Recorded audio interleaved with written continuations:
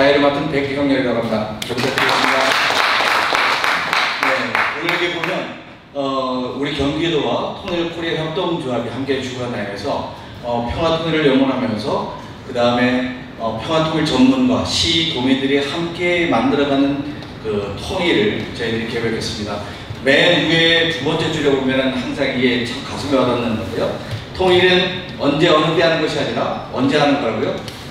우리 일상생활에서 일상의 평화를 바라는 모든 분들을 초대합니다. 그 일을 위해서 저희들이 이렇게 모였습니다. 그래서 오늘 여기 보면 북에서 온 이야기, 우리가 함께 심는 평화, 이 이야기에 오늘 작가님들을 모시고 이제 11월까지 이렇게 저희들이 준비를 하고 있습니다. 여러분들 함께 해주시고요. 우리가 우리 작가님을 뵙기 전에 먼저 통일코리아 협동조합 이사장님께서 우리 인사 말씀, 여러분들 축하하는 인사 말씀 드리겠습니다. 박수로 우리 맞아주시겠습니다. 안녕하세요. 반갑습니다. 통일코리아 협동조합 이사장을 맡고 있는 신용욱이라고 합니다. 오늘 그동안 장마가 계속돼서 날씨가 부지면 어떨까 걱정을 했는데 다행히 비가 오질 않아서 여러분들 오시는데 크게 불편은 없으실 것으로 생각됩니다. 바쁘신데 와주셔서 감사하고요. 저희들 통일코리아 협동조합은 북에서 오신 분들, 우리가 보통 탈북민이라고 부르는데 저희들은 북향민이라고 부릅니다. 북의 고향을 두고 계신 분들, 그래서 북향민이라고 저희들이 부르고 있는데 그분들이 남한 사회에서 어떻게 하면 좀 더 잘 정착할 수 있을까, 그분들의 입장에서 그분들의 정착을 돕는, 그리고 우리 남한 사회 내부의 통일에 대한, 평화에 대한 의식을 고취시키는 그러한 일들을 해나가고 있습니다. 이번에 경기도에서 예산을 지원을 해서 어떤 사업을, 평화와 통일에 대한 사업을 공모를 했어요. 근데 저희들이 생각을 하다가 지금 현재 남쪽에 와 계신 북향민들이 대개 한 34,000에서 35,000 정도 이렇게 우리가 파악을 하고 있는데 그분들 중에서 당신이 북에서 살아온 이야기, 또 남으로 넘어오기까지의 여러 가지 과정들, 이런 것들을 책으로 엮어내신 분들이 한 50분 정도 계십니다. 그래서 작년에 저희들이 개간지에 매 회에 한 10분씩 이렇게 해서 그 작가들의 책들을 소개를 해드렸는데 그 중에 특별히 6분을 엄선을 해서 그분들을 모시고 그분들의 이야기를 듣고 또 아울러서 우리 평화통일 전문가들의 평화 강연을 듣는 그런 시간을 가져보려고 합니다. 여러분들 관심을 가져주셔서 감사하고요. 오늘 첫 번째는 나는 북한 댁이다 라고 하는 이 책을 조술하신 강하나 작가님을 먼저 모셨는데 여러분들 책 다 받으셨죠? 네. 책에 보면 저자가 북한댁 지음 이렇게 돼 있어요. 그래서 저는 남쪽에 남시가 있잖아요. 그래서 북쪽에는 북시가 있나 보다. 저는 그렇게 생각을 했어요. 복시는 제가 들어봤는데 북시는 처음 들어봐서 북한에는 북시가 있나 보다 생각을 했는데 북시는 아니신 것 같고 강시라고 합니다. 이따가 말씀 나누면서 우리가 내용을 좀 더 자세히 알겠지만 우리 강 작가님의 그 탈북 과정이라고 할까, 그런 것들은 일반적인 그 북향민들하고는 조금 다른 특이한 그런 면모가 있습니다. 함께 여러분 관심을 갖고 잘 들어주시고요. 저희들이 이번에 그 처음 1회를 시작을 하고 11월 말까지 6번을 계속하게 됩니다. 원래는 이제 6월달서부터 시작하기로 되어 있었는데 행정적인 처리가 늦어져서 좀 늦게 시작을 하게 됐습니다.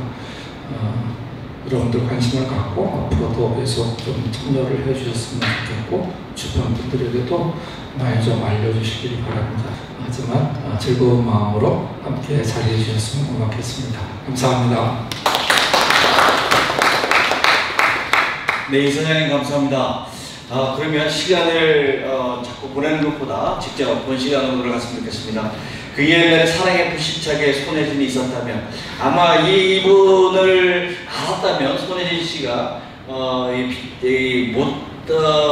드라마의 주인공 못했지 않았을까. 그 실제 주인공이라고 생각을 합니다. 사랑의 불시착 이 남한판 우리 작가님이신데요.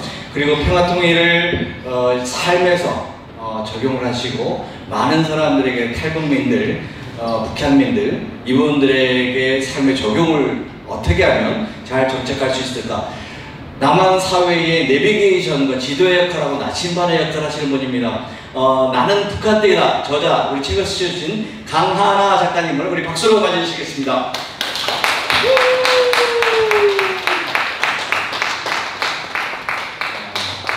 반갑습니다. 네. 반갑습니다. 네, 우리 강하나 작가님이 이제 앞으로 여러분들과 함께 이제 책을 이야기하고 나와서 좀 말씀해 주실 텐데요.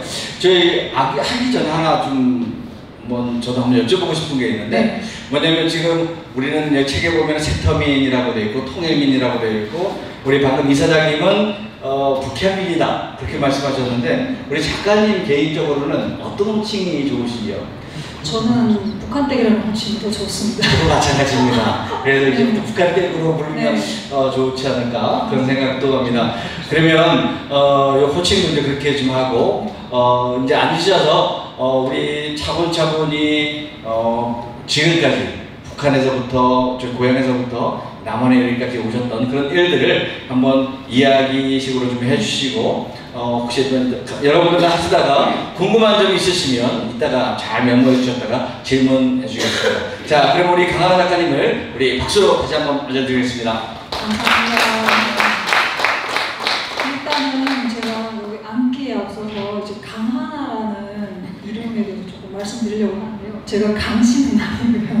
네, 강하나라고 활동명을 지어서 지금 활동하고 있거든요. 근데 그게 이제 제가 지은 이름의 이유가 있어요. 제가 두만강을 건너왔잖아요. 그래서 그 두만강 하나를 강 하나를 건너왔다는 뜻에서 강하나로 짓고 활동하고 있습니다. 그래서 북한댁처럼 강하나도 어떤 의미가 있는 예명이라고 봐주시면 되겠습니다. 감사합니다.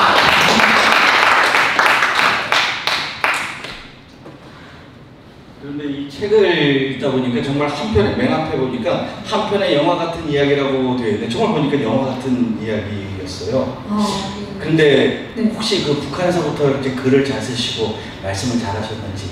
제가 사실은 이 책을 잘 홍보하지 않고 있거든요. 제가 보기엔 너무 부끄럽고 진짜 말 그대로 초안이라고 해도 될 정도의 필력이라 홍보를 잘 안 하는데 그 전에 이제 그 책을 이거 출간하고 나서 인권센터라든가 그리고 이제 다양한 센터에서 이렇게 홍보를 해주신 그 영상이라든가 사진이 돌면서 이렇게 또 통일코리아하고 함께 인연이 돼서 이렇게 책을 많은 분들에게 또 알리게 된 것 같아요. 근데 여기에 지금 말씀하신 것처럼 제가 우리 이사님께서 말씀하신 것처럼 사랑의 불시착? 네.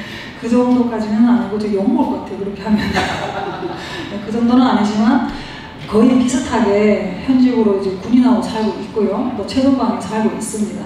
단지 이제 낙하산을 타고 날아가지는 네, 그래서 조금 오늘 이 시간에 우리 여기 사회 보시는 선생님과 함께 재미있게 그리고 또 의미 있게 전해드리는 시간이 됐으면 좋겠네요. 네, 감사합니다. 그런데 지금 뭐 오시는 분들 보면 많은 사업들하고 다니시고 계시는데, 근데 우리 작가님 같은 경우에는 이 책을 통해서 네. 지금 모두 삶을 이렇게 말씀을 해주셨단 말이에요. 네. 이 그 내용들을, 이 드라마틱한 이 내용들을 글로써 표현하시려고 하셨던 그런 이유와 동기가 있을까요, 혹시? 네, 좀 전에 저한테 이제 글을 제가 네. 써보셨냐고 질문을 네. 해주셨는데 제가 그 부분을 좀 놓치는 것 같아요. 근데 사실은 한국에 와서 처음 글을 썼거든요. 이 책이 처음 출간한 거기도 하고 글을 써본 적이 없어요. 단지 이제 제가 아까 말씀하신 것처럼 글을 쓰고 싶었던 이유는 그 책에도 있지만 제가 남편한테 탈북민이라는 신분을 말을 못하고 살았어요. 근데 이제 그 말을 다 하고 난 후에 우리 아이들에게 엄마의 고향이 어디냐고 물었을 때 엄마는 어디서 태어났고 엄마는 이런 사람이야 라고 단 몇 글자로 말할 수 있는 그런 인생이 아니더라고요.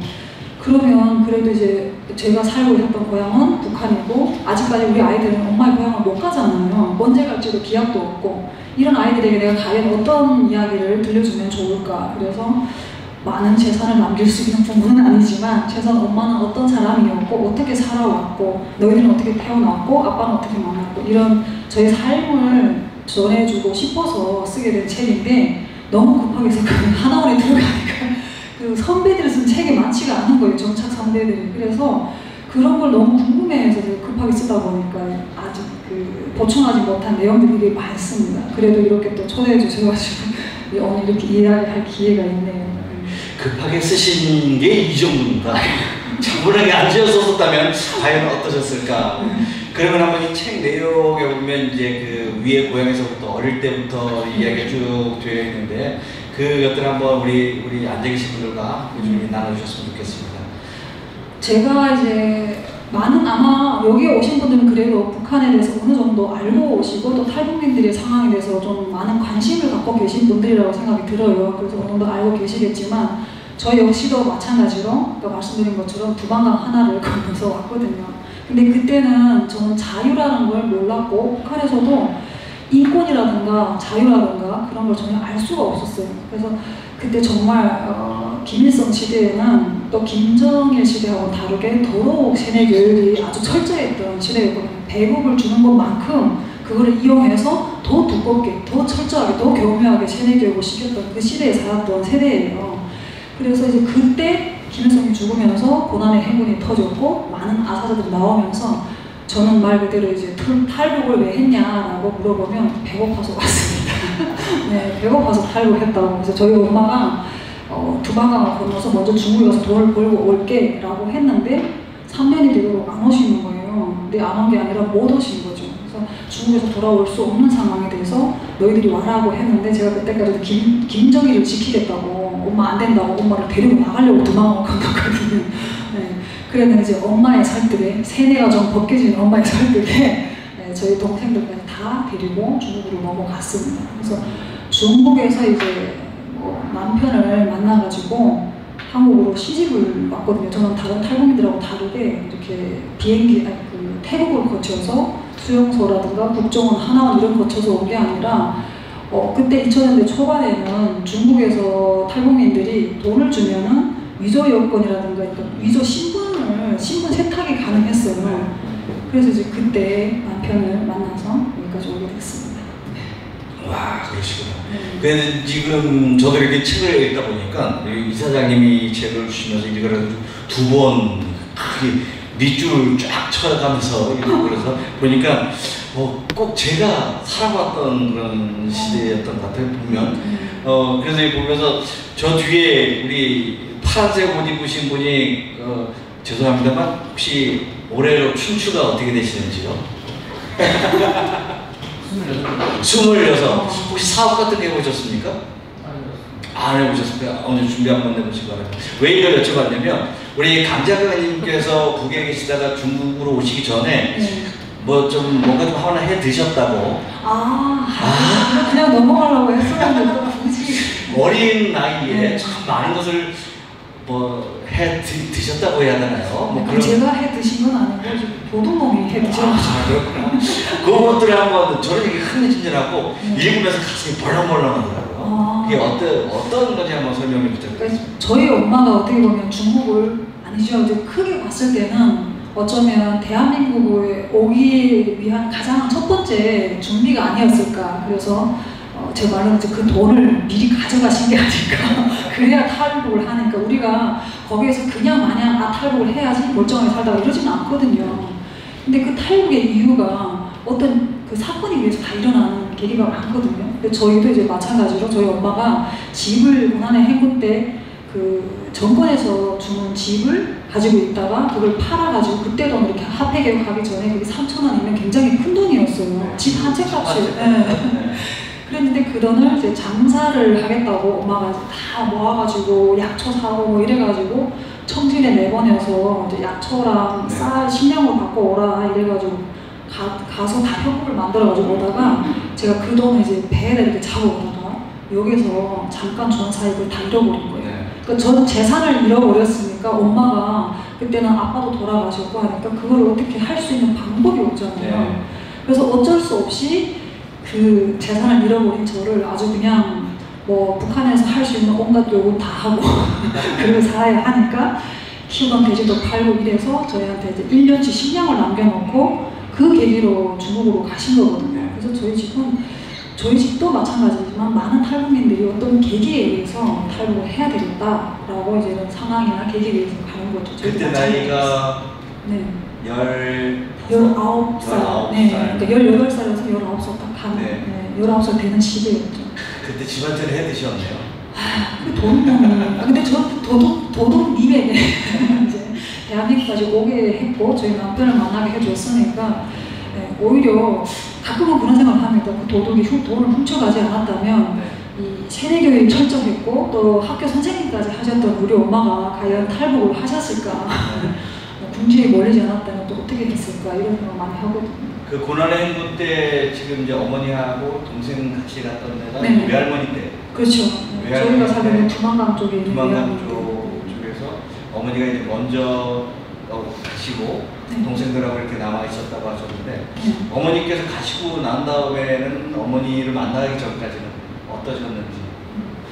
엄마를 만나기 전까지는 저는 단 한 번도 뭐 한국이라는 것 자체를 몰랐고 그리고 중국에 가야 된다는 거는 그 국경 지역에 살면서도 그런 생각 자체를 못했어요. 저희 엄마 덕분에 세뇌가 철저했고 네. 그리고 엄마는 절대로 안 된다고 생각하셨던 분이기 때문에 안 된다고 했는데 엄마가 오는 시간이 약속하고는 다르게 계속 길어지는 거예요. 그래서 처음에는 또 엄마가 우리를 버렸구나 이래서 엄마를 찾아 나선 길이 이제 동생들까지 데려가는 그런 과정이 된 거죠. 근데 그때 제가 지금 예명에 말씀드린 것처럼 강하나라는 게 너무 잊혀지지 않은 게 그 두만강은 누구에게나 특히 탈북민들에게는 그 두만강이 진짜 말 그대로 그 죽음의 강이거든요. 그런 강을 건널 때 19살 돼가던 저랑 또 17살 돼가던 둘째까지 해서 9살 막내를 남겨놓고 그리고 저희가 먼저 떠났거든요. 근데 그때는 겨울이었어요. 그래서 겨울이었는데 사실은 이 내용을 제가 되게 반복하는 걸 굉장히 힘들어하는데 겨울에 두만강을 건너올 때 동생이 수영을 못했거든요. 근데 그 수영 못하는 동생이랑 또 9살 된 동생이 있었어요. 그 동생을 다 데리고 오려면 아무리 얼었다고 해도 그 와중에 우리가 정말 총을 맞을 수도 있는 거고 어떤 상황이 벌어질지 모르잖아요. 그러니까 이제 막내 동생은 너무 어리니까 그 동생을 놔두고 수영을 못하는 동생을 데리고 오다가 그나마 이제 외삼촌이 강이 얼어있는 두만강을 다 준비된다고 해서 걸어갔는데 저희들이 걸어가다가 이제 변방 쪽에 한 1m 이상 정도 되는 그 깊이의 물이 두만강이 얼지가 않는 거예요. 근데 저 그때 알았어요. 피는 물보다 진하다. 그러니까 동생이 수영을 못하는 거를 제가 알고 동생한테 이제 걱정하지 말고 건너라고 했는데 제가 이제 먼저 건넌 상태에서 동생은 둘째는 무서워가지고 건너지 못하겠다는 거예요. 다시 돌아가겠다고 언니네 혼자 가라고 안 된다고 이래가지고 제가 그때 생각했던 게 이 동생이 빠지면 내가 구할 수 있는데 빠지지도 않잖아요. 그러니까 언니만 믿고 건너 이렇게 얘기를 했는데 그 와중에 이제 동생이 그 도망강에 서가지고 발을 동동동동 구르면서 안 된다고 이러다가 얼음이 깨져버린 거예요. 앞에서는 도망강 물이 흐르고 있고 그리고 깨지면서 우리 둘 다 빠진 거죠. 그래서 이제 그때 빠졌던 동생을 손을 놓지 않고 잡아가지고 끌었거든요. 근데 그때 끌면서 아 진짜 어른들이 하던 물보다 피가 진하다는 게 이유가 있었구나. 내가 이 두만강을 이겨내고 동생을 건졌구나 이런 생각을 하거든요. 그래서 가끔은 이제 그런 두만강을 볼 때마다 제가 동생을 건져내지 못했다면 어떤 일이 벌어졌을까 이런 상상을 하면 조금 소름 끼치고 이래서 말을 하기 참 힘들더라고요. 저도 그 부분을 읽으면서 굉장히 지금 막 가슴이 졸이고 그랬었는데 그때가 지금 12월 마지막 주 그렇죠. 지금 여름이 아니라 그 추운 시간에 겨울이었어요. 겨울에 그 어린 사람들이 얼음 속에서 빠졌다가 잠시 있다가 친척집으로 들어가고 그러면서 이제 중국으로 들어가시는 거예요. 네. 그때 그 저녁 때부터 해서 그 가셨던 그 이야기는 어떻게 되는지 한번. 저희가 이제 겨울에 건너다 보니까 그때 지금 아직도 그 바스락 소리가 들리는데 겨울에 물에 빠지면 옷이 다 얼잖아요. 그냥 물에 빠져서 젖은 상태에서 딱 일어서니까 옷이 바로 얼어버리는 거예요. 특히 이제 그 두만강 쪽에 함경북도랑 근접해 있는 그쪽은 진짜 그 턱수염에 나가면 고드름이 생길 정도로 그 정도로 춥거든요. 함경북도는 굉장히 추워요. 근데 그런 추운 곳에서도 차가운 물에 빠지니까 우리가 둘 다 일어났을 때는 이미 옷이 얼어가지고 그 친척집에까지 가야 되는 그 거리가 한 15분 정도 됐거든요. 근데 그 거리를 걸어가는데 이 옷이 얼어가지고 걸을 때마다 막 바시락바시락 계속 소리 나는 거예요. 그리고 공안차가 지나갈 때마다 막 심장 두근거리고 동생은 그 옷을 잡고 자기 옷도 잡고 제 옷도 잡고 팔을 벌리고 이러고 가는데 그 걸어가는 그 15분이라는 거리가 저한테는 거의 10년? 그 정도로 너무 길게 느껴지는 거예요. 가다가 그 순간이 어떻게 될지도 모르고 누구도 우리를 와서 데려갈 상황도 아니고 무조건 우리가 찾아가야 되는 상황인데 진짜 지금도 그때 그 공안차가 지나가면서 막 그렇게 사이렌 소리 울리고 이랬을 때 그것 때문에 한국에 와서도 한참 동안은 그 사이렌 소리 들으면 또 잡혀간다라는 그 트라우마가 굉장히 오래 가더라고요. 그래도 어쨌든 동생하고 둘이서 그 드라마를 건너서 15년같이 느껴지는 그 거리를 걸어가지고 친척집에 갔습니다. 그때 동생이 이제 둘째가 동상을 입었었거든요, 발에. 지금도 동생은 물 보면 계속 그 생각을 해가지고 굉장히 힘들어해요. 그러면서까지도 이제 어머니 먼저 계신 어머니께 가는 것도 또 이제 한참 또 시간 이틀이랑 긴 시간 동안 가는데 그래서 준비하면서 많은 도움을 받고 같이 갔다고 하셨는데 그에 대해서 상황이 다시 한번 이야기 드리겠습니다. 그게 굉장히 저희 책을 많이 읽어보신 것 같아요. 외웠다니까요. 그 중국에서 저희는 두만강을 건너면 바로 이제 도문이라는 쪽이거든요. 근데 그 도문이 연길시에 속해요. 네, 그래서 그 이제 도문에서 저희 엄마가 있는 곳까지는 신량인데 그 신량까지 가는 시간이 거의 하루가 걸리거든요. 그래서 엄마랑 같이 살고 있던 분의 그러니까 남편, 새아빠죠. 새아빠의 친척분이 저희를 데리러 오셨는데 그때는 진짜 그 가는 그 와중에 저희가 너무 긴장되고 무섭잖아요. 그래서 다행히 보호해주는 사람이 있어서 잘 가고 있었는데 그때 중국말을 아예 못했는데 저희 엄마가 갈 때 그러더라고요. 너희가 이제 왔으니까 다른 건 다 괜찮은데 중국말을 물어보면 이 한마디만 해라. 아예 모르니까. 부주다. 모른다. 부주다. 이 말만 하면 된다는 거예요. 그래서 그거를 명심하고 둘 다 이제 언니야 우리가 사람들이 물어보면 뭐라 하든지 부주다 이렇게 하자 이래가지고 딱 약속하고 갔는데 기차를 타고 갔는데 저희 앞에 이렇게 다 앉잖아요. 마주보는 좌석이었는데 거기 앉아가지고 또 그 노인분이 저희들 이렇게 어린 그 여자애가 앉아있으니까 사과를 이렇게 주시는 거예요. 근데 그 사과를 주면서 이 하수막 이렇게 중국말을 하는데 저희는 그 말을 못 알아들으니까 먹으라는 말인데 부주다 계속 이러는 거예요. 부주다 계속 이러니까 왜 이렇게 부주다 무슨 말을 왜 이러지 이렇게 쳐다보시더라고요. 근데 다행히도 정말 좋은 분들이셨던 것 같아요. 저희를 신고하지는 않았는데 계속 앉아가지고 그러니까 마지막에 웃으면서 그냥 먹으라고 하는데 그 말을 뭐라고 계속 부들부들하니까 그 친척분이 와서 그 먹으라고 하는 거니까 괜찮다고 먹으라고 이렇게 얘기해서 재밌는 정말 그 긴장함 속에서도 재밌는 에피소드가 있었습니다.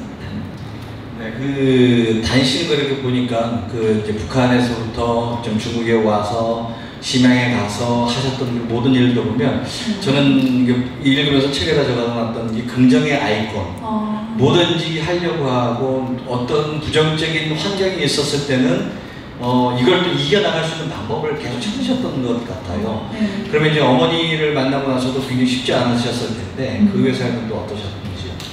중국에서 삶은 진짜 우리가 무국적자잖아요. 그냥 불법자잖아요. 그래서 중국에서는 보호받을 수 있는 곳이 없어요. 그렇게 넓은 땅이어도 우리가 보호받을 수 있는 곳은 단 한 곳도 없습니다.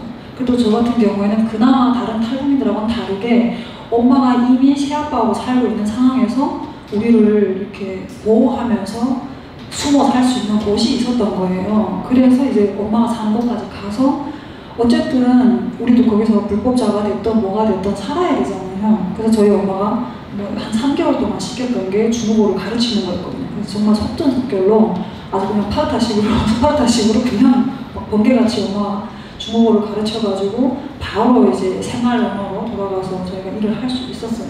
그래서 일을 하면서도 도둑질 한다는 오해도 받기도 하고 정말 북한에서는 단 한 번도 받아보지 않은 그런 뭐 천대와 멸시 이런 것도 많이 받아봤고 그리고 진짜 하나를 우리가 해내면 또 하나의 산이 넘어 있고 그냥 계속 우리가 사는 그 내내 산 넘어 산이더라고요. 근데 그 산 넘어 산을 너무 넘으니까 익숙해지는 거예요. 그게 이제 뭔가 이렇게 어렵다 이런 생각을 할 겨를이 없이 자꾸 산이 생기니까 아 또 넘어야 되네, 아 또 넘어야지, 또 넘어야지 이런 식으로 마치 그 산 넘는 게 우리의 삶의 일부인 것처럼 그렇게 지냈던 것 같아요. 근데 그렇게 하지 않으면 우리는 살 수가 없으니까. 네, 그래서 항상 어디를 가든 1년 이상을 버틸 수가 없었고 그리고 또 직장도 계속 그러다 보니까 옮겨 다녀야 되고 그나마 이제 정말 행운이었던 게 우리한테는 그때도 우리 곁에 대한민국이라는 곳이 있었구나 지금 돌아보면 그런 생각을 하거든요. 저희가 그렇게 북한에서 세대 교육을 받고 무서웠음에도 불구하고 항상 중국에 있을 때도 한글 간판을 찾아다닌 거예요. 식당도 한글 간판이 있는 곳으로 먼저 가고 원래 그렇게 가면 안 된다는 걸 알면서도 그러면서도 남조선 글자가 있는 간판을 찾아다니고 남조선 사람이 이야기하는 곳에 찾아다니고 그렇게 찾아다니더라고요. 제가 처음에 들어갔던 곳이 이제 농심회사에서 그 농심 남해에 보면 스프 건더기가 있잖아요. 그 회사에 들어간 거예요. 거기가 이제 조선족 분 운영하시는 곳이었는데 한국 회사랑 같이 농심 회사랑 같이 이렇게 연결해서 하는 회사더라고요. 그래서 우리말을 할 수 있는 곳이면 어디든 가서 안전하게 일할 수 있겠다. 좀 이런 식으로 그때부터 한류 열풍이 굉장했었거든요. 그래서 우리도 그때 한류의 그 영향을 많이 받아서 좀 많이 보호를 받았던 것 같아요. 알게 모르게 많은 도움을 받았습니다. 그 도움 받기까지도 많은 일들이 있었을 텐데요. 이제 아까도 말씀하셨지만 책에서 원래 오셨던 것이 오셨던 어머니를 설득해서 다시 북한으로 가시려고 지금 오신 거잖아요. 네네. 그런데 왜 어머니께서 그러니까 어머니가 또 북한에서 또 엘리트 많은 교육을 받으셨던 분이신데 왜 어머니가 우리가 어떻게 보면 생각할 수 없는 거죠. 니들이 넘어와라, 내가 안 간다. 왜 약속을 했던 시간보다 길어지면서 아이들에게 못 하는 그 사고가 있었다고 들었는데요. 왜 못 오셨는지, 그걸 어떻게 드셨는지 그거에 대해서 한번 알려주시죠. 저희 엄마는 이제 1년이면 돌아올게라고 하고 약속하고 가셨는데 중국에서 이제 일을 하시다가 그 중국 사람에게 칼을 맞으신 거예요. 그래서 정말 그 말 그대로 거의 살아날 수 없는 그 지경에 가셔가지고 이제 북한에 다시 돌아가면은 살 수 없는 상태잖아요. 그래서 친척들이 다행히도 중국에 친척들이 계셔가지고 친척들이 가면 안 된다. 그냥 아이들 데려와서 여기서 살아라.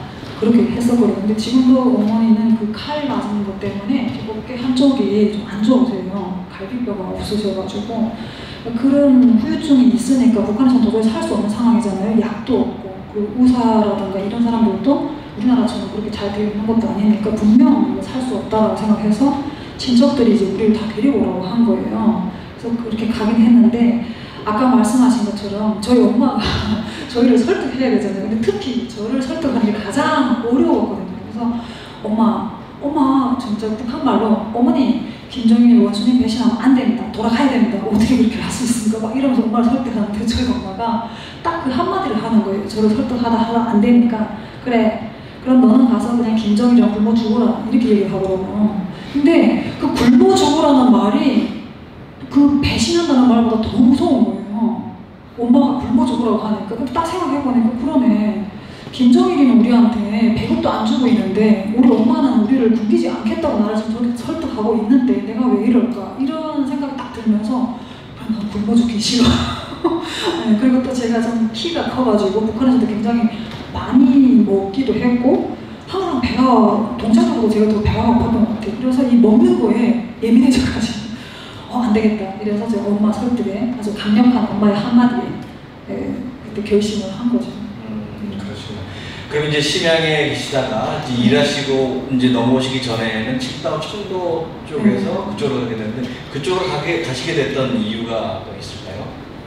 아까 제가 말씀드린 것처럼 그때는 중국에 2000년대 초반에는 한류 열풍이 대단했어요. 중국에서. 그래서 정말 우리뿐만 아니라 중국 내에 있는 조선족들에게도 그 혜택이 다 같이 돌아간 거예요. 그러니까 저희가 어떻게 운이 좋았던 거죠. 그때 딱 그 타이밍에 일자리를 찾아가지고 진짜 한국말을 하는 것도 아닌데 같은 언어를 사용한다는 게 저한테는 그렇게 복인 줄 몰랐어요. 저는 그때 이 언어가 같은 언어를 사용하는 거는 굉장히 큰 무기구나 이런 생각이 들었거든요. 조선족들처럼 저희도 이제 같은 말을 사용하니까 어딜 가든 그냥 그 중국어를 못해도 같은 언어를 사용한다는 이유로 채용이 되는 거예요. 그 직업을 찾기가 굉장히 쉬웠어요. 그래서 이제 채용됐던 곳이 청도거죠. 근데 그 청도, 칭다오라든가 신양이라든가 이런 쪽에는 한국 분들이 많이 들어가서 그러니까 사업을 많이 하셨기 때문에 조선족 혹은 그러니까 조선족들을 채용을 하셨거든요. 근데 저 이제 그때 조선족이라는 신분을 갖고 있었기 때문에 채용이 됐던 거죠. 중국어는 또 이제 하루아침에 배우는 것들이 아니잖아요. 그러면서까지도 이제 일을 하시다 보면 많은 어려움이 있었을 것 같습니다. 중국에서 우리가 언어를 모르면 정착할 수가 없잖아요. 그렇죠. 글은 못 써도 무조건 소통이 돼야 되기 때문에 기본적으로 생활 언어는 필수적으로 배웠어야 했거든요. 한국에 오니까 영어 배우기가 굉장히 힘들더라고요. 이게 생존 언어가 아니잖아요. 근데 중국에서는 우리는 살아야 되니까 이게 생존 언어인 거예요. 그러니까 무조건 가서 써야 되고 틀려도 가서 써야 되고 그리고 그냥 밤새서 이렇게 배워야 되고 그거를 회사에서도 했고 그다음에 이제 집에서도 했고 항상 가서 중국어를 배웠어요. 그리고 중국 사람들과 같이 어울려야 우리가 살 수 있다는 걸 그때 알았거든요. 그리고 이제 가장 크게 충격을 받았던 게 중국에서 그때는 이제 북한에서 넘어가서 배국제로 살던 저였잖아요. 그냥 일을 이만큼 해도 똑같고 많이 해도 똑같고 이런 삶을 살다가 갑자기 중국에 갔는데 중국 사람들은 그 농심에서 일을 할 때 이렇게 도표를 그리는 거예요, 벽에다가. 근데 그 도표를 그리는데 내가 일 많이 하면 많이 한 만큼 돈을 준다는 거예요. 근데 그걸 처음에 몰라가지고 조금이라도 돈을 주겠지. 동생하고 들여서 엄청 느리게 팔을 다른 사람 10개 가면 우리는 하나만 가자. 이런 눈치를 보내서 어떻게 해서는 안 할 분위를 했거든요. 근데 북한에서 실제로 거의 다 그렇게 해요. 왜냐하면 많이 해도 똑같고 적게 해도 똑같거든요. 그냥 시간만 채우면 되는 거를 저희 아빠를 보면서 자랐기 때문에 당연히 그렇게 해야 되는 줄 알았어요. 근데 아니 나중에 보니까 사람이 너무 열심히 하는 거예요. 그러고 나서 이제 북한에서처럼 그리는 그 생산 도표를 똑같이 중국에서도 그리는데 저희만 이제 그 바닥에 계속 그렇게 있는 거예요. 거기다가 심지어 이제 금액까지 딱 써놨는데 그게 너무 자극적이더라고요. 뭐야? 우리는 지금 일을 안 해서 돈을 저거밖에 못 받는 거야?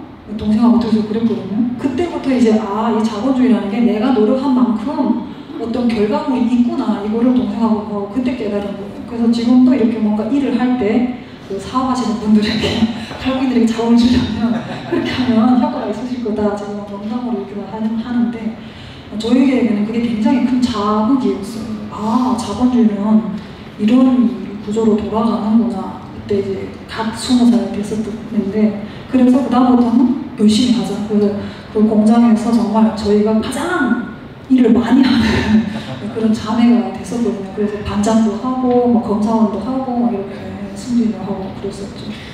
그런데 이제 그 일을 하시다가 가장 큰 축복, 남쪽의 그 엘리트, 이제 힘쓰고 머리 좋고 잘생긴 그 어떤 분을 만나는 계기가 된다고 했는데 그 보통 이제 남남이 북녀 뭐 이렇게 이야기를 하면서 그 같이 일하는 분들에게도 뭐 소개받기도 좀 쉽지도 않았을 텐데 그 남남이 지금의 부분 되시는 분들을 만나게 됐던 그런 에피소드, 그 이야기들을 한번 부탁드리겠습니다. 그렇죠. 어떻게 보면 이 책의 하이라이트죠. 하이라이트죠, 그렇죠. 인터넷으로 저희는 만났거든요. 근데 사실은 이제 이게 막 그 인터넷으로 만나기가 굉장히 쉽지가 않잖아요.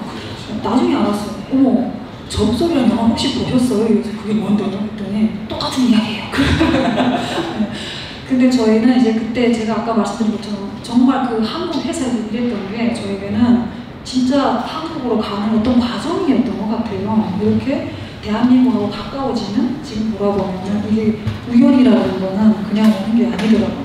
그렇게 이제 하나하나 하다가 한국 회사에 들어갔는데 컴퓨터를 배워야 된다는 거예요. 컴퓨터 어떻게 배워?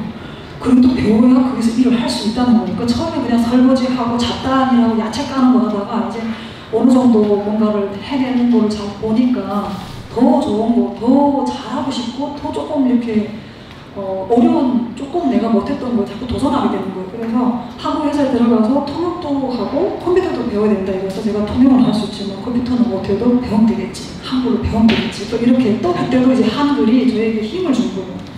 나는 한글을 하니까 같은 언어를 쓰니까 모르면 물어보면 될 거야 막 이래가지고 컴퓨터를 열심히 배웠거든요. 그런데 그 컴퓨터를 그렇게 타자를 북한에서는 아예 만져보지도 못했는데 그거를 배워가지고 제가 남편을 만나게 될 줄 어떻게 알았겠어요. 제가 한참 컴퓨터를 배우던 시기에는 그 SNS라고 아마 아시는 분들은 MSN이라고 아시는 분은 아실 거예요. 메신저라고. 핫메일에서 나오는 거예요. 네. 핫메일에서 나오는 거예요. 핫메일이라고 해가지고 그때는 저희가 메신저를 해가지고 이렇게 사람 모양의 초록색 똥똥 이렇게 뜨는 거였는데 거기에서 이제 친구 찾기로 해가지고 저희 친구가 제 친구가 그 같은 조선족이었는데 거기서 이제 일을 하면서 사무실에서 그 친구가 먼저 채팅을 했거든요. 근데 자꾸 저희 남편이 말을 건다는 거예요. 어떤 한국 남자가 대화를 하려는데 나 귀찮거든. 안 하려고 하는데 혹시 하나야 너 할래? 이렇게 얘기를 하더라고요. 그래서 그 친구가 채팅을 하는 게 굉장히 멋져 보였거든요. 근데 저는 이제 그런 걸 하면 안 된다고 생각했는데 친구가 해볼래? 라고 해가지고 알았다고, 그거 해도 되는 거 해도 된다고. 근데 그때 알았어요. 한국 남자라고 얘기를 해가지고. 그래서 이제 그렇게 친구의 소개로 친구가 귀찮아하는 남자를 제가 만났는데 그 남자가 지금 내 남편인 거죠. 아, 그러시구나.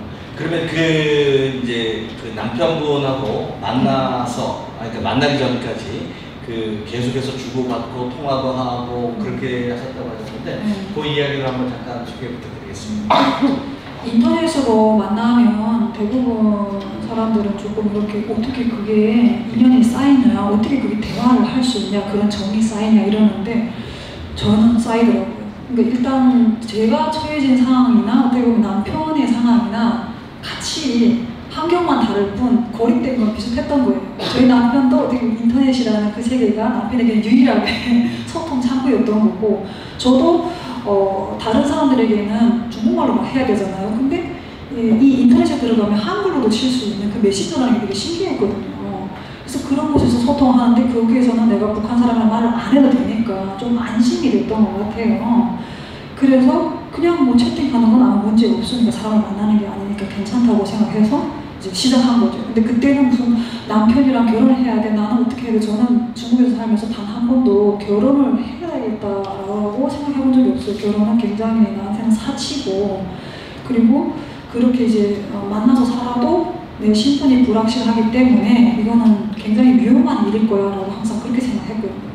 그런 전제 없이 그냥 인터넷에서 친구처럼 뭐 오빠 동생으로 이렇게 지내다가 어느 순간 이 남편이 계속 저한테 이제 사랑한다는 말을 하는 거예요. 근데 북한에서는 사랑한다는 걸 그렇게 잘 안 하거든요. 특히 남자들이 사랑한다는 단어를 거의 잘 안 써요. 근데 사랑해 뭐 이런 말을 어느 순간부터 반복적으로 하더라고요. 뭐 그냥 이렇게 대답하고 이러는데 왜 이렇게 한국 남자는 사랑한다는 말을 이렇게 가볍게 하지? 네, 그런 생각을 하다가 그러다가 이제 남편이 저한테 고백을 하는 순간이 오거든요. 그래서 그 고백을 듣고 제 결심을 하게 된 게 굉장히 그때가 가장 제가 힘들었던 것 같아요. 사실 저도 사랑한다는 말을 잘 못해요. 북한 분들뿐만 아니라 그런데 이렇게 할 수 있다는 이 자체가 두 분이 비슷한 분들이 만나지 않았을까. 그런데 그 와중에 이제 만나고 그렇게 하는 도중에 그 아까 강을 하나 넘어올 때 북한에 남겨두었던 마지막 9살 동생.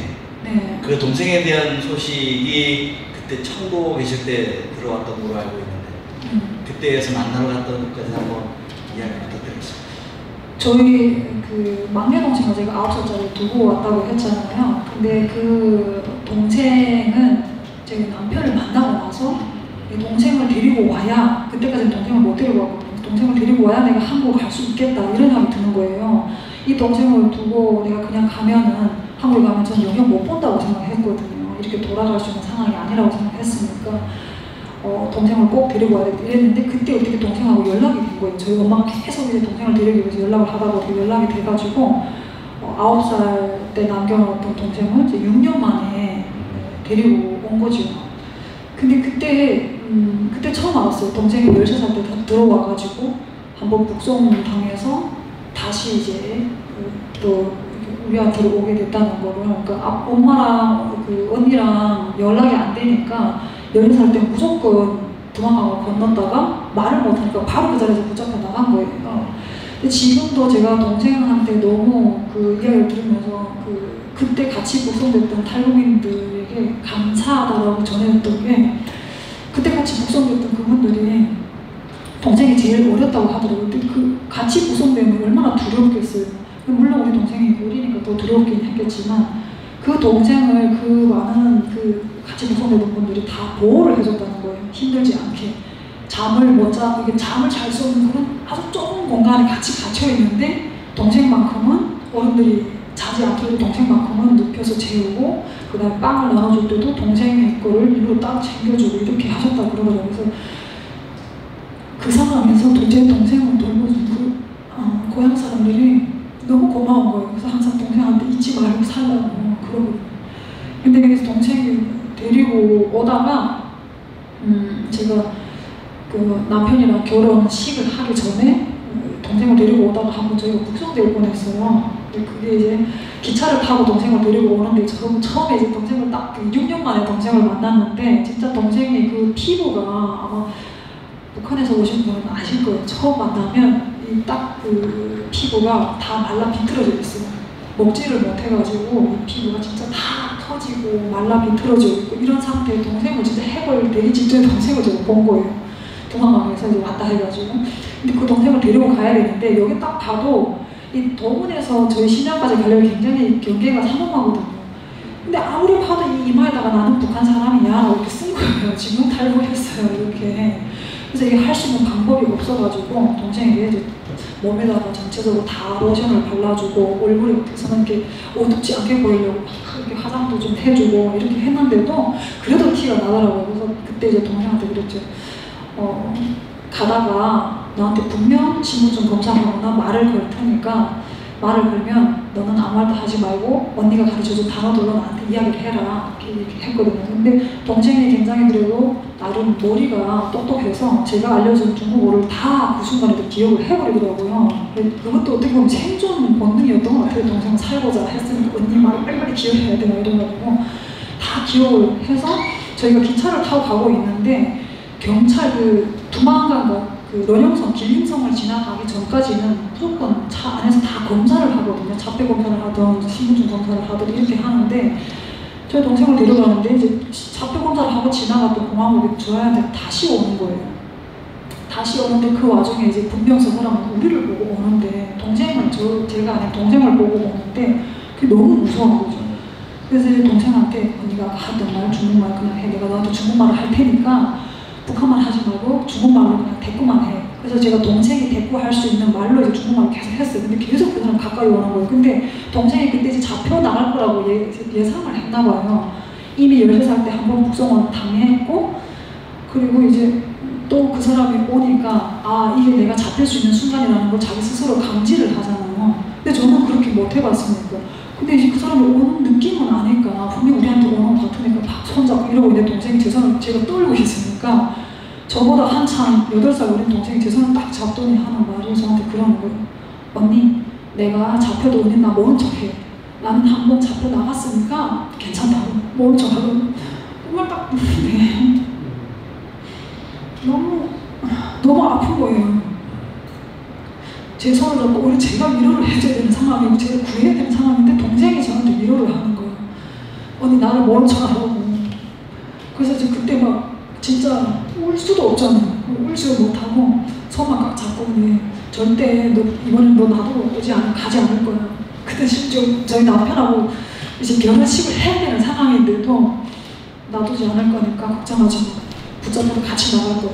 이래가지고 둘이 손짝 꽉 잡고 있는데 진짜 우리한테 와가지고 딱 오면서 이제 신분증 달라는 말은 안 하고 차표검사를 다시 꺼내와 이렇게 중국말로 하는 거예요. 근데 제가 다행히도 중국말을 잘하니까 중국말로 이야기를 했어요. 그리고 그 와중에 이 사람이 우리한테 뭔가 그러니까 긴장되니까 우리한테 한문을 집중 못하게끔 내가 해야 되겠다 그래서 계속 중국말로 이 사람한테 틈을 안 준 거예요. 저는 그렇게 노력했지만 지금 돌아보면은 제가 틈을 안 줘서 그 사람이 이제 방심을 한 게 아니고, 그냥 이제 우리에게 어떤 조급함, 얘네들 탈북해서 온 사람 많네, 근데 너무 어리고 저급해 보이고 이런 것 때문에 보내주신 것 같아요. 그냥 보고 다시 돌아가셨거든요. 그래서 그때 동생하고 저하고 안전하게 엄마에게 돌아갔던 그런 상황이었죠. 그래서 지금 그 동생을 데려오는 둘째라든가 막내라든가 이 가정에서 제가 다 그런 일을 겪어가지고 그 이야기를 하면 가장 사실은 제일 힘들어요. 그래서 그런 이야기는 반복하고 싶진 않지만 이제는 항상 우리가 해야 될 이야기라서 괜찮을 줄 알았는데 안 괜찮아요. 아직도. 여기 와가지고 중국에서 살았던 그런 시간들이 저희한테는 이제 이 사회에 와서 잘 정착할 수 있는 디딤돌이 된 거예요. 저는 중국에서 한 6년 살다가 오면서 여기 와가지고 그래도 다른 탈북민들보다는 조금 더 자충우도를 덜 겪었어요. 어쨌든 1차적으로 거기에서 한번 이렇게 충격을 받았고 그 충격이 완화제가 돼가지고 좀 다시 한국에 왔을 때는 그래도 좀 덜 충격받고 조금 적응하는 걸 이렇게 해야 되겠구나라고 훈련이 된 상태로서 저는 그랬고 동생들은 여기 와서 오히려 중국에서 배웠던 모든 과정을 여기 와서 전문 과정으로 바꿨거든요. 자신이 이제 생존하기 위해서 배웠던 것들 여기 와서는 전문 과정으로 바꿔가지고 중국어 그 전문가로 나와서 경찰한다고 도전했는데 떨어졌습니다. 계속 하겠다고 하더라고요. 그런데 이제 남편분을 만나서 한국에 들어오려면 그 신뢰할 만한 그 신분이 돼야 되고 여권을 만들어야 되고 비자를 만들어서 한국까지 와야 되는데 그 이야기를 한번 어떻게 오셨는지. 저는 사실 남편한테 올 때는 그냥 이 남편한테만 솔직하게 말하면 돼. 일단 지금은 말을 못하지만 남편한테만 솔직하게 말하면 돼. 이 생각을 했어요. 그래서 그때는 이제 중국에서 우리로 말하면 호적을 사람이 죽으면 사망 신고를 하잖아요. 그럼 그 호적이 말소가 돼야 되는데 그렇게 말소를 안 시키는 호적들이 많았어요. 지금은 아예 그런 게 없거든요. 근데 그때는 제 나이랑 비슷한 그 호적을 돈 주고 살 수 있는 그런 게 되게 자유로워가지고 조금 그래서 엄마가 돈을 주고 그래도 맞딸이라고 그것마저도 제일 먼저 해줬거든요. 신분을. 그래서 그 신분을 가지고 저만 이 사람만 출신만 가짜지 그 행정 처리는 다 진짜로 했거든요.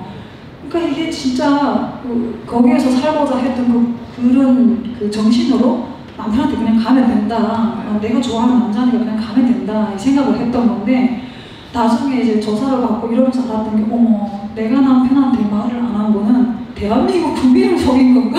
이런 생각이 드는 거예요. 이게 안보하고 직결이 되어 있다는 거 저는 아예 생각을 못했어요.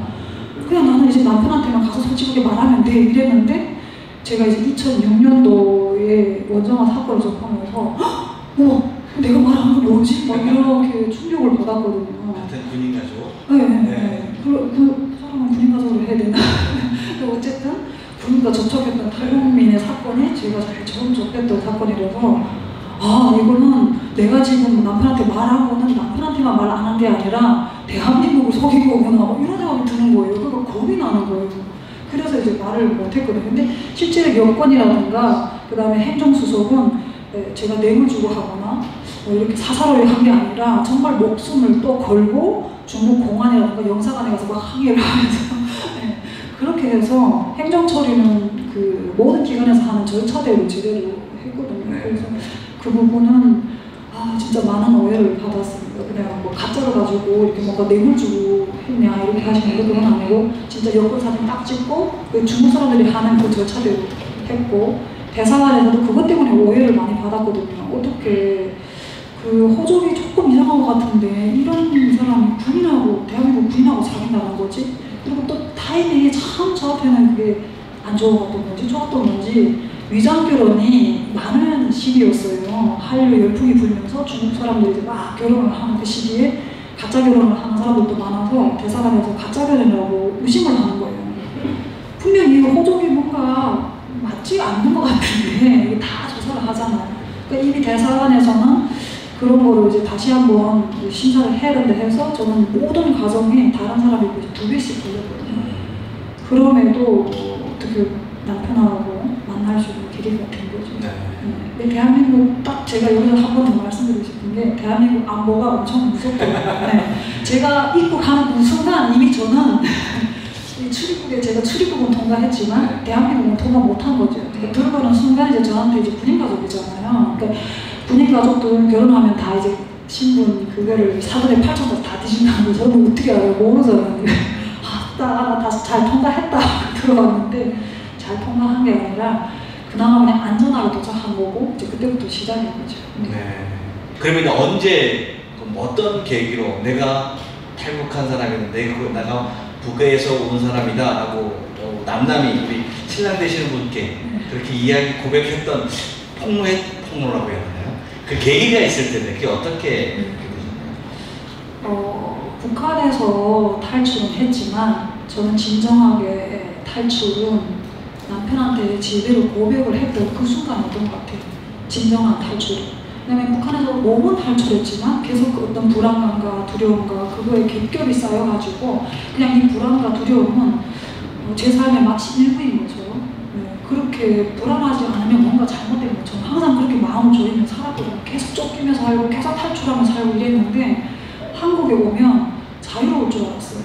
모든 상황이 다 자유롭고 모든 게 불안하지 않고 이럴 줄 알았는데 그게 아니더라고요. 그래서 제가 지금 돌아보니까 정말 진정한 탈출은 남편한테 제대로 고백을 나 북한에서 왔어라는 고백을 했던 그 순간이 아니었을까. 근데 저는 사실 그 원정화 사건을 통해서 보면서 탈북민, 그러니까 대한민국에서 바라보는 탈북민은 그냥 간첩이구나. 우리가 받았던 쟤네처럼 여기도 똑같구나 이렇게 생각을 한 거예요.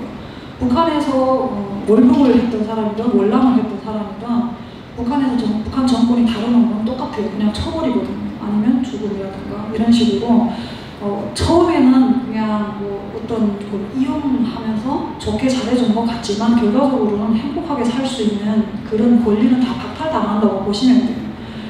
그렇기 때문에 저도 마찬가지로 북한에서의 경험을 토대로 대한민국 국민들이라든가 이 사회를 생각한 거예요. 그래서 항상 이 사람은 나에게 내가 말을 함부로 털어놓으면 안 되는 사람, 남편마저도 그런 대상이었던 거예요. 그러니까 사랑하는 건 별개로 제가 그동안 갖고 있던 어떤 이념적인 부분, 그다음 체내적인 부분 이런 것 때문에 그런 두려움이 있었는데 거기에 처음 접했던 탈북민 사건이 이제 원정화 간첩 사건인 거예요. 근데 저랑 너무 똑같잖아요. 중국인 신분증을 갖고 들어와서 또 대한민국 군인을 그렇게 사귀어가지고 뭐 이렇게 해가지고 엄청나게 이슈가 돼가지고 그때 이제 나는 그냥 말하지 말고 내 정체성을 묻어놓고 살아야 되겠다 이래서 정말 완벽하게 남편에게 아무런 티가 안 나게끔 하려고 했는데 대한민국 안보가 저를 가만 놔두지 않더라고요.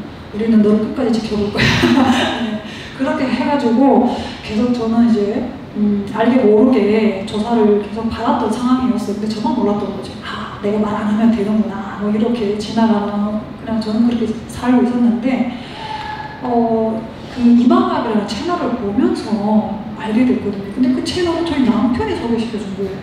저희 남편이 자기가 이리 와봐 이러면서 이거 앉혀놓고 요즘에 그게 정규 방송이 아니잖아요. 그래서 오자마자 아이를 낳았으니까 그 TV를 잘 못 보는 상황이었는데 볼 시간도 없었고 그랬는데 이제 남편이 어느 날 그 정규 채널도 아닌 방송을 보면서 자기 이리 와봐 이러면서 이 채널 이야기를 해주는 거예요. 근데 심지어 그 이야기를 하면서 자기 북한의 고난의 행군이 뭔지 알아? 이러면서 저한테 이제 안보교육을 하는 거예요. 근데 그 남편이 안보교육을 하는 건 들리지 않고 저기 북한 사람이 왜 나와있지? 저 사람들은 뭐지? 그러니까 그때 이제 이만갑이 나오고 나서도 한 2년인가 3년 그때 제가 안 거예요. 북한 사람들이 저렇게 나가서 활동을 해도 되는 거야? 어떻게 저 사람들은 활동을 하지? 이러면서 제가 충격을 받아가지고 그때 이제 내가 뭔가를 지금 굉장히 잘못 알고 나만의 세상에 고립돼 살고 있구나 이때 그때 느낀 거죠. 그래서 남편한테 고백을 해야 되겠구나 이 생각을 그 순간 한 거예요. 안보교육을 받기 싫어서 계속 북한에 대한 이야기를 하는 거예요. 북한군은 어떻고 김정은은 어떻고 남편의 입장에서는 군인이기도 하고 또 중국에서 제가 온 사람인 거잖아요. 그러니까 이제 철저하게 안보교육을 하고 싶었던 건지 그렇게 하더라고요. 근데 이게 말을 안 하고 내가 그냥 말을 안 하고 사는 것과 내가 아는 것을 모르는 척하고 사는 이거는 완전 다른 문제인 거예요. 너무 힘든 거예요. 이걸 내가 어떻게 모르는 척하고 살지? 내가 직접 고난의 행군을 겪고 나는 거기서 살았고 세뇌 교육도 받았고 당신을 타도한다고 내가 그렇게까지 했는데 그렇구나. 이게 그냥 말을 안 하고 감추고 사는 거랑 모른 척하고 사는 거랑은 차원이 다르더라고요. 못 견디겠더라고요. 그 고백하고 난 다음 전후의 그 심정이 네. 어땠어요? 마음? 근데 제일 무서웠던 건 이 사람이 저를 또 갈까봐 그게 가장 두려웠거든요. 대한민국에 왔을 때 제가 믿고 온 사람 단 한 사람, 이 사람뿐인데 대한민국이 좋아서 온 게 아니라 그냥 이 사람을 보고 왔는데 이 사람이 나를 버리면 어떡하지? 이런 두려움이 굉장히 컸어요. 그게 그냥 두려움의 연속인 거예요, 항상. 그러니까 궁극적으로 제가 탈출을 해야 됐던 거는 그 두려움인 거죠. 어떤 북한 정권에서 계속 내재돼서 심어줬던 그런 크고 작은 두려움들을 탈출을 못하고 살았던 거예요. 그래도 되는 세상이었는데 그 두려움 속에 갇혀가지고 탈출을 못하다가 이제 그때 남편한테 말하면서 아 그래 방금 남편이 나를 버려도 어쩔 수 없어 난 탈출해야 되겠다 나 이거 벗어 던져야 되겠다 이런 생각으로 말을 했죠. 근데 말을 하고 나니까 그 무서움은 가라앉고 그리고 이제 미안함이 밀려오는 거죠. 미안함이 제일 먼저 많이 밀려왔어요. 그런데 다른 분들하고 다르게 국정원과 하나원 그 경험을 하셨다고 다른 분들은 뭐 들어와서 바로 하셨는데 한참 지나고 하셨는데 그때 그 국정원과 하나원 경험을 한번 잠깐 이렇게 말씀 부탁드리겠습니다. 제가 남편에게 북한에서 왔다는 말을 못하고 살았다고 했잖아요. 그만큼 저는 이제 이 남편에게 내가 북한 사람이라는 걸 들키면 안 된다 생각했기 때문에 철저하게 한국화돼야 된다 이런 생각을 한 거예요. 그래서 남편이 훈련을 가면 한국 사람보다 더 많이 어울려서 빨리 한국어를 배우고 자연스럽게 그리고 이 사회의 정서나 문화를 빨리 습득을 해야 되겠다. 그래야 내가 이 사회에서 좀 자연스럽게 살아가면서 남편이 의심을 하지 않겠다 이런 생각을 한 거예요. 근데 그게 저를 위해서 한 건데 나중에 이제 하나원에 들어가서 보니까 너무 한국화가 돼버린 거예요, 제가. 하나원이랑 국정원에 갔는데 저는 국정원에 갈 때 그냥 형사님이 이제 가서 자수하시면 돼요 이래가지고 알았어요 여기 가면 되죠 막 이러고 갔는데 저는 그게 북한인 줄 알았어요. 형사님이 나를 왜 북한에 데려다 놨지? 진짜 이게 그 온 몸의 긴장감이며 다시 북송돼서 가구나라는 생각이 들 정도로 그 고향 사람들하고 마주하고 있는 그 국정원이라는 공간 그리고 하나원이라는 공간이 저에게는 그냥 북한이더라고요. 일단 한 12년 정도 살고 들어왔으니까 고향 사람들이 말하는 그 말을 바로바로 못 알아듣겠는 거예요. 뭐라고 하는지. 그리고 심지어 국정원 선생님들도 다 북한 말을 하는 거예요. 그래서 원주필 같은 경우에도 저는 항상 볼펜 이렇게 하다가 원주필을 쓰세요 이러면 갑자기 이러니까 왜 못 알아듣냐 이러고 그 다음에 그 침대 매트리스 같은 경우에도 뭐 다르게 이야기를 하는 거예요. 그리고 그러니까 행동이라든가 그 말과 생각과 이 마인드가 전혀 다른 거예요 저하고. 이게 북한이지 이게 무슨 한국이야 이러면서 정말 거기에서 엄청난 충격을 많이 받았거든요. 그래서 조사관 선생님한테 사정했어요. 제발 저를 많이 좀 조사해주세요. 빨리 애국가 좀 틀어주세요. 네, 그 정도로 저한테는 너무 힘든 시간이었어요. 통일이 되면 남한 사람들이 겪게 될 어떤 혼란하고 그 다음에 그 당황스러움 그리고 또 거기에 또 나와서 황당함? 이게 지금 내가 겪는 거구나 이런 생각이 그때 드는 거예요. 근데 이거를 어떻게 마주하지? 제가 지금 이게 가서 마주한 거랑 똑같은 거잖아요. 그래서 저 그때 이제 정말 내가 정말 다른 할머니들하고는 좀 다른 경험을 했구나 이런 생각을 합니다. 여러분들께 이제 마이크를 넘겨드릴까 합니다. 우리 작가님과 함께 작가님의 이야기를 이렇게 지금 들으시면서 혹은 가지고 있었던 생각 중에서 작가님을 통해서 궁금한 것들 한번 질의하는 시간을 갖겠는데요. 혹시 지금 이 시간에 한번 질문 궁금한 거 있으신 분 계십니까? 그럼 우리 작가님의 입술을 통해서 듣고 싶은데 너무 자세히 설명해 주셔서 이게 없으신 건지 괜찮습니다. 어떤 거든지 뭐 괜찮습니다. 만약에 지금 이야기 중에서 아버님 이야기가 많이 안 나왔어요. 어릴 때 이제 돌아가시고 그러셨는데 그 아버님에 대해서 나오는 그런 추억들 그런 것들이 있으면 혹시 있으신가요? 아버님에 대해서는 사실은 저희 아빠는 북한에서 이제 고난의 해군 때 돌아가셨어요. 그리고 여기 오니까 이제 핸드볼이어서 손 골프 선수였거든요. 근데 북한에서는 국가대표였어요. 그래서 그때 이제 학교 선생님을 하셨던 엄마는 해외에 나갈 수 있는 아빠가 굉장히 로망의 대상이어가지고 아빠랑 결혼을 하셨고 저희 아빠가 또 유별나게 북한에서 굉장히 키가 크셨던 분이거든요. 그래서 아빠에 대한 이야기는 워낙에 아빠가 많이 이렇게 좀 돌아다니기도 하셨고 제가 그래도 세 딸 중에서 굉장히 아빠에 대한 추억이 많기는 한데 아빠는 이제 그렇게 고난의 행군도 돌아가셨어요. 거기까지 추억이 전부인 것 같아요. 우리 북한테 오늘 처음 대면을 하게 돼서 너무 반가운데 사실 제가 처음 알게 된 부분은 2020년 제가 그 논문을 준비해야 하는 과정에서 그때 검색을 하다가 그때 제가 참고로 해야 되는 서적이 북한댁이었습니다. 그래서 이것을 자세히 그때 초판이 2019년 나온 걸로 제가 알고 있는데 나오자마자 제가 샀고 제가 또 읽었고 해서 정말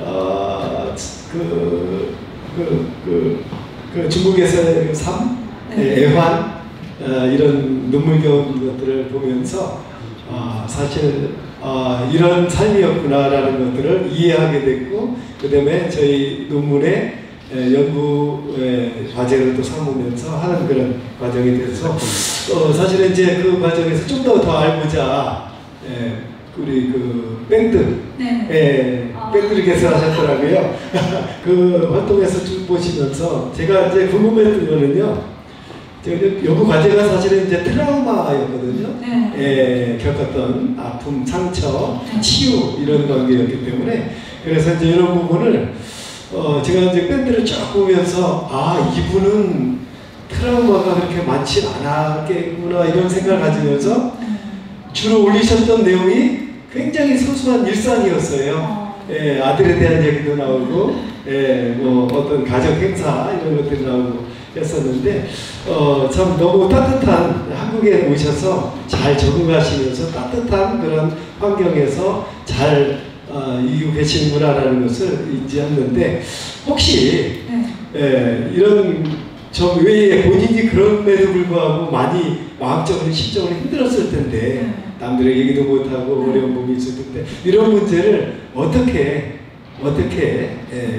풀고 또 해결하셔서 오늘 이 자리에 좀 안정된 그런 물론 트라우마 조금이라도 좀 남아있겠거니와 생각되지만 왜 이렇게 해결하셨는지 좀 궁금하고요. 말 못했던 그런 두려움들이 굉장히 오래 내재되어 있었잖아요. 그 두려움을 탈출할 수 있게끔 도와준 게 남편이에요. 이 사람만 믿고 왔는데 그냥 이 사람이 나를 믿어주면 그걸로 저는 만족하다고 생각했거든요. 그리고 제가 그 어떤 트라우마를 극복하는 것 중에 가장 큰 힘이 되고 치유가 됐던 게 대한민국 사람들이 가장 많이 들었던 건 괜찮아 이런 말을 너무 아무렇지 않게 하시는 거예요. 근데 저는 북한에 살면서 괜찮다는 말을 잘 들어본 적이 없어요. 안 된다. 왜 그랬냐? 왜 이렇게 했냐? 이런 지적만 듣고 비판만 들었거든요.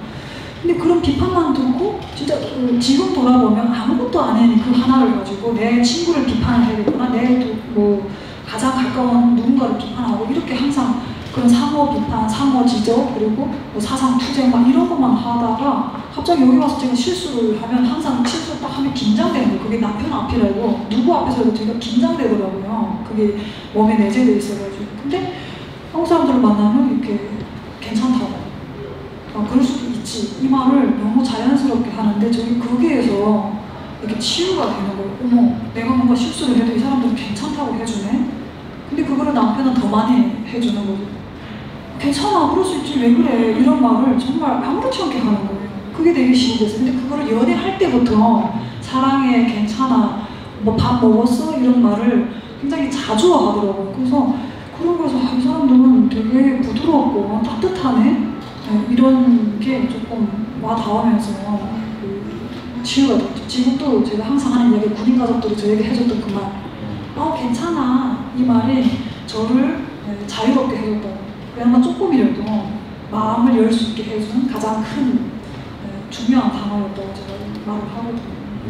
네, 하여튼 너무 감사합니다. 지금까지 우리 강하나 우리 작가님과 우리 부군 되시는 분이시고요. 우리 박수로 우리 감사합니다 인사 표현 하겠습니다. 감사합니다.